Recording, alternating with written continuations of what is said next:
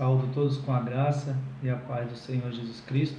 Estamos mais uma vez aqui para trazer a palavra de Deus aos nossos corações. Palavra essa que tem nos fortalecido, palavra essa que tem nos consolado, principalmente nos momentos que nós estamos passando. Então, quero nesse momento meditar com você um pouquinho na palavra de Deus, para que essa direcione, para que essa norteie o nosso coração. Mas antes de nós falarmos da palavra de Deus, meditarmos, eu quero fazer uma oração, glorificando, exaltando o nome desse Deus e também pedindo em favor da nossa vida, da nossa saúde, e que nos conceda sabedoria para esses momentos que nós estamos passando, principalmente aqueles que estão na área da saúde. Então vamos orar nesse momento.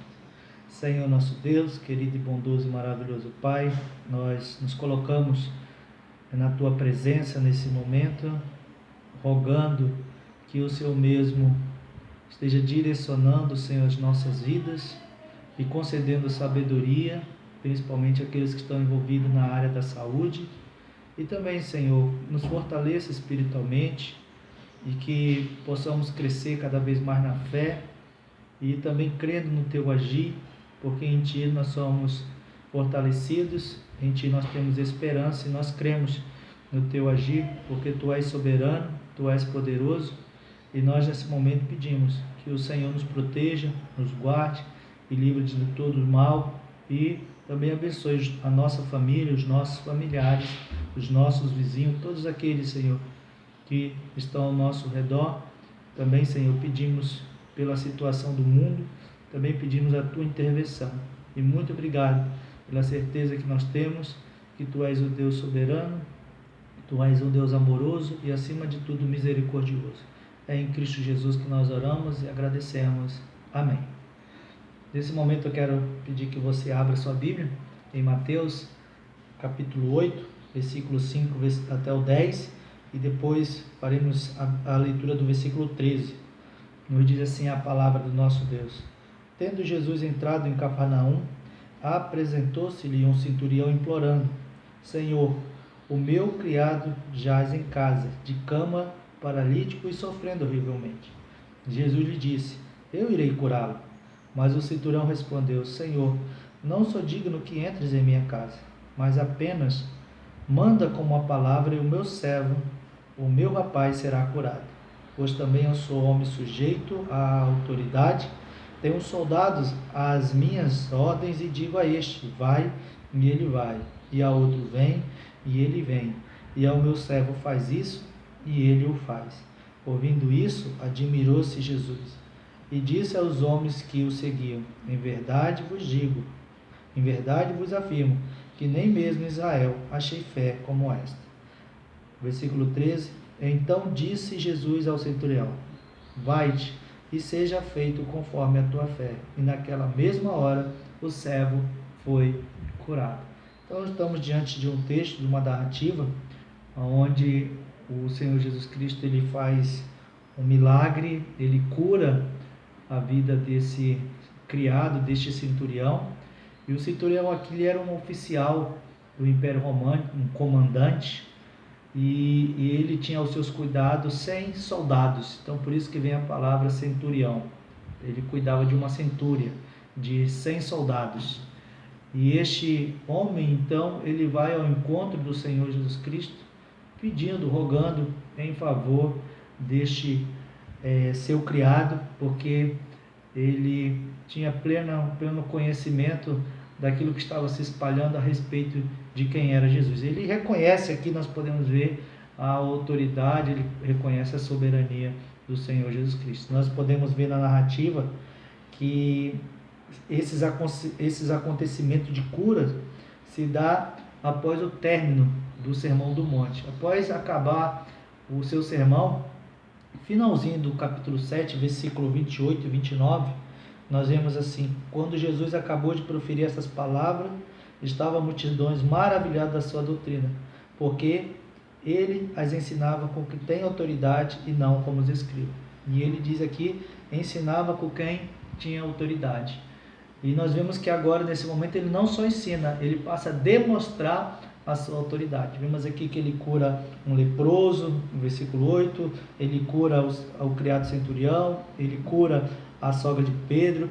Versículo 16 a 17 do capítulo diz que muitas outras curas ele realizou, e assim ele vem demonstrando a sua autoridade. E nesse episódio, nossa narrativa aqui do nosso texto, nós vemos que a fé desse centurião, demonstrada na pessoa do Senhor Jesus Cristo, trouxe admiração ao seu coração. E até mesmo disse para aqueles que estavam seguindo, e até entre eles do seu próprio povo.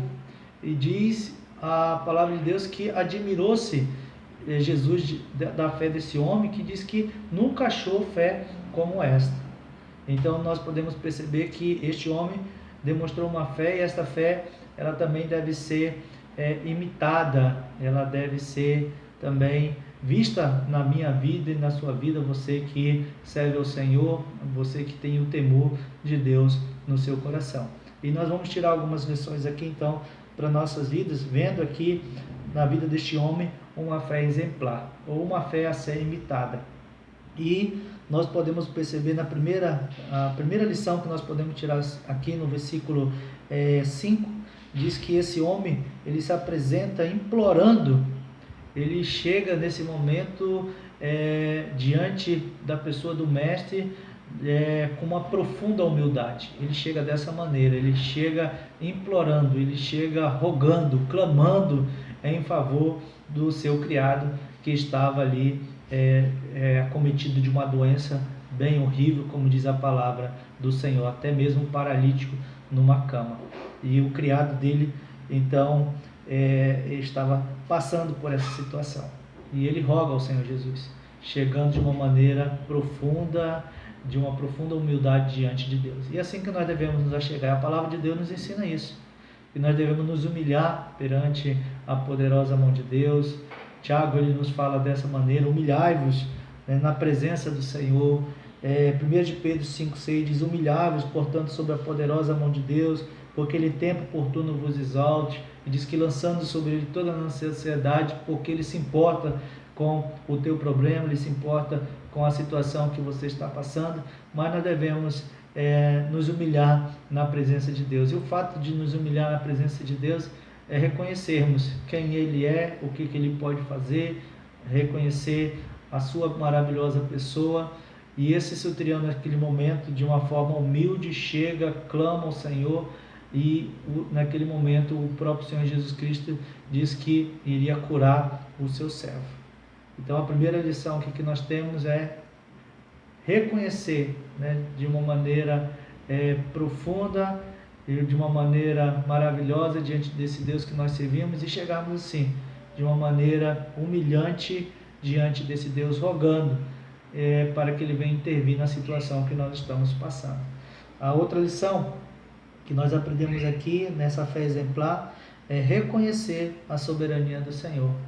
O Senhor Jesus Cristo, ele diz: eu vou lá curá-lo.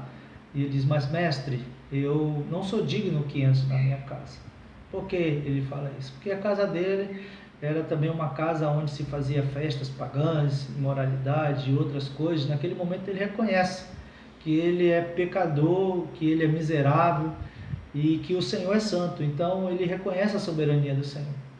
Ele reconhece que o nosso Senhor, ele é santo, ele é digno, e nesse momento ele fala dessa maneira. E ele reconhece então a soberania de Deus através da santidade dele ali. E ele também reconhecer a soberania do Senhor é reconhecer a sua autoridade. Ele diz: Senhor, eu sou comandante, eu sei o que é autoridade. Se eu digo, eu sei o que é dar ordem. Se eu digo a este servo vai, ele vai. Se eu digo a esse soldado vem, ele vem.